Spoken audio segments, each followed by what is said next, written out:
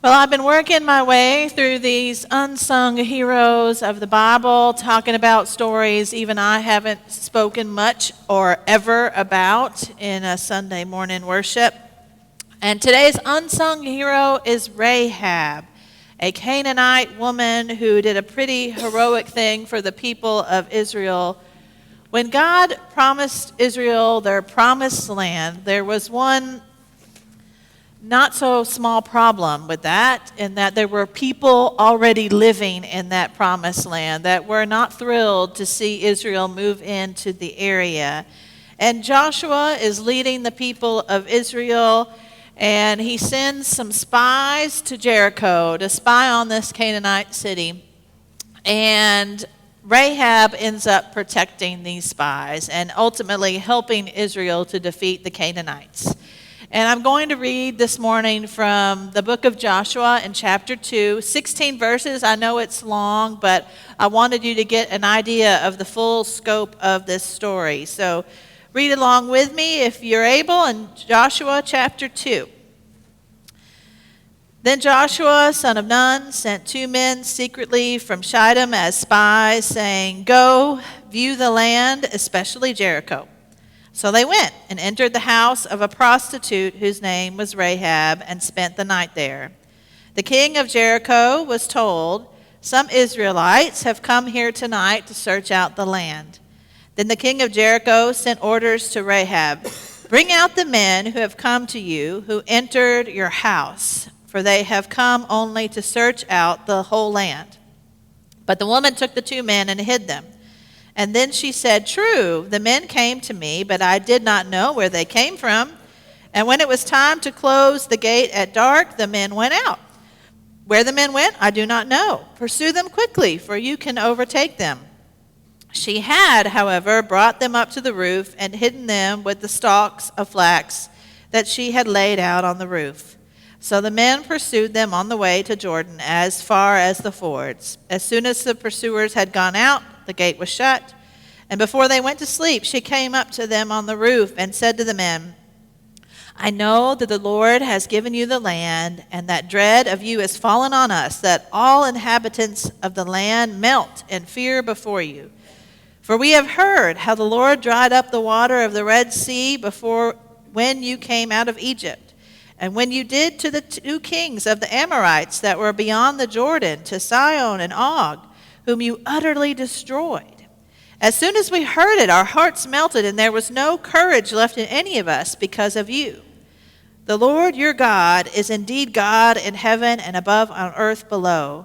Now then, since I have dealt kindly with you, swear to me by the Lord that you in turn will deal kindly with my family. Give me a sign of good faith that you will spare my father and mother, my brothers and sisters, and all who belong to them, and deliver our lives from death." The men said to her, "Our life for yours. If you do not tell this business of ours, then we will deal kindly and faithfully with you when the Lord gives us the land." And then she let them down by a rope through the window, for her house was on the outer side of the city wall, and she resided within the wall itself. She said to them, "Go toward the hill country, so that the pursuers may not come upon you. Hide yourselves there 3 days until the pursuers have returned, and then afterward you may go your way." So let's start with the part of the story that is not rated PG. Rahab was a prostitute. I can't tell you how many writings and commentary this week that referred to her over and over again as a harlot or worse. And I'm mindful that the house that the men ran to was exactly the house that you're picturing in your mind. It was that kind of establishment. But when we read Rahab's story, I hope that we will read within this story a sense of the context and the history of what it meant to be a woman in her time and place, where women just couldn't go out and have a job and a career. There was no educating girls or women. Their lives were entirely dependent upon the male relatives in their life. And so I, for one, happened to read into this story that perhaps Rahab's occupation is less something she chose for herself and more something that has just happened to her. No matter what, she is a woman who is living in brokenness and shame and hurt and sin. And because of her profession, she would be an outsider in her own society. In verse 15, it tells us that she's living on the outskirts of the city, literally living on the city wall. She's an outsider in the red light district of Jericho. And here she is, an outsider to Israel.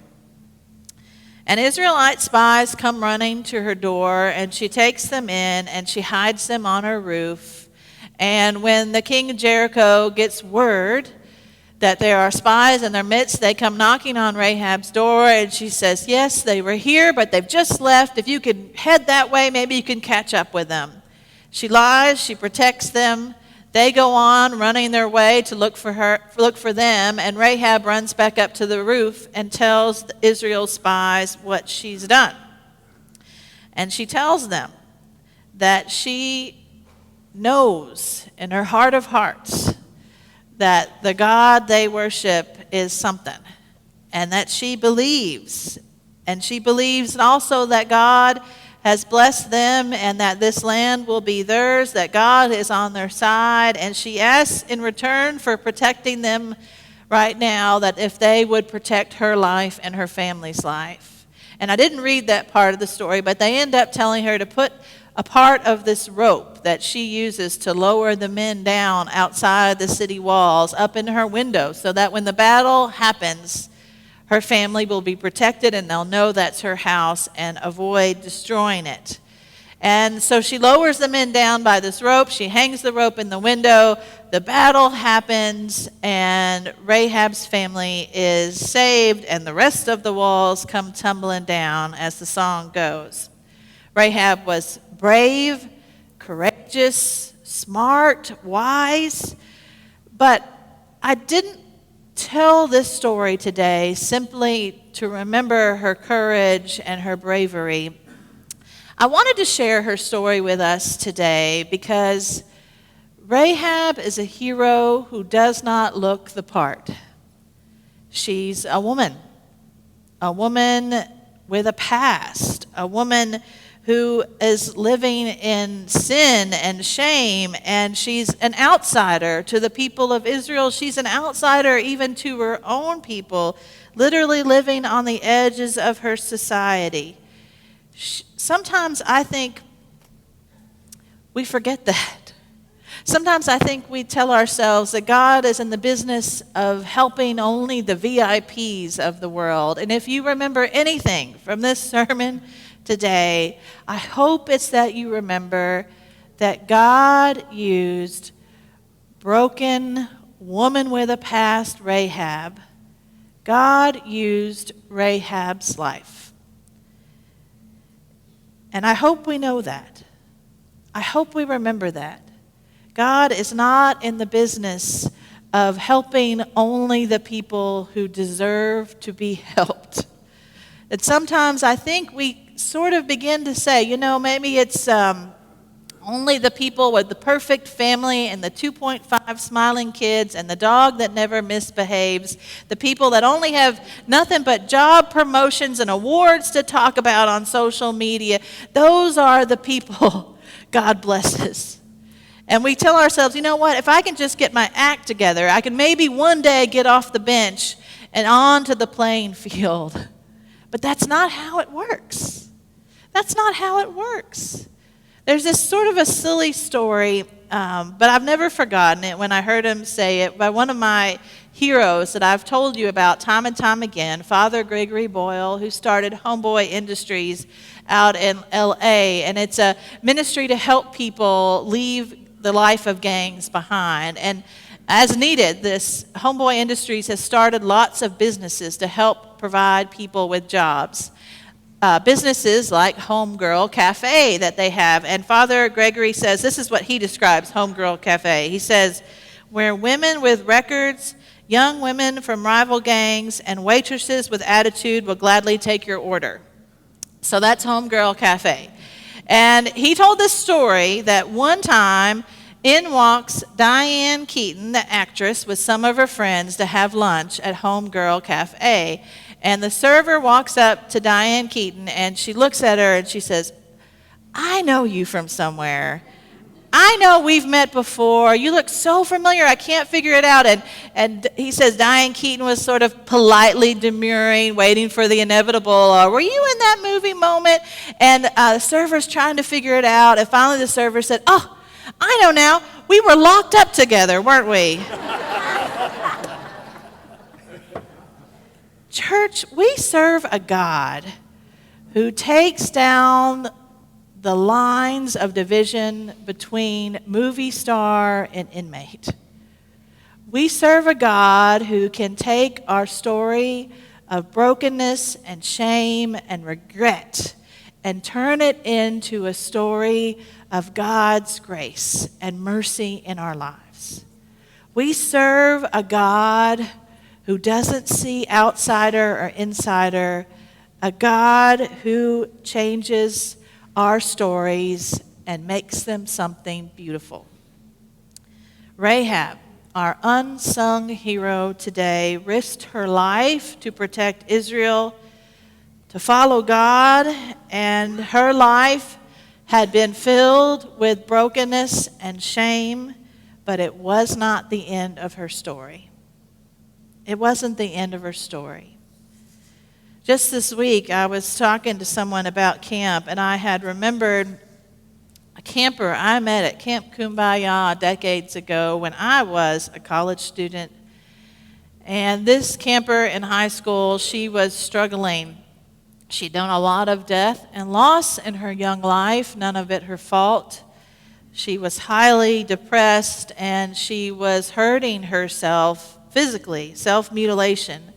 And I knew that not long after that camp, she actually went and spent some time in an inpatient mental health hospital to get some help. And her church and her ministers were a big part of helping her on her healing journey. And the amazing thing about this is that she now today is at that same hospital as their staff chaplain. She spends every day ministering, reaching out, encouraging other young people who were hurting just like she was. And I think back to that hurting girl wearing long sleeves and pants at camp in July, trying to literally hide the wounds of her pain. And now she is speaking from those scars that have healed, using that experience to help other young people find their way in life, because it wasn't the end of her story.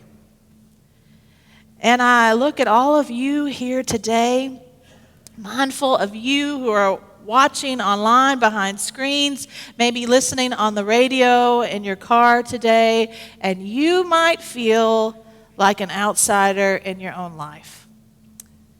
Sometime, some way, you might feel like you are so broken, so messed up, that you wonder if it's ever possible.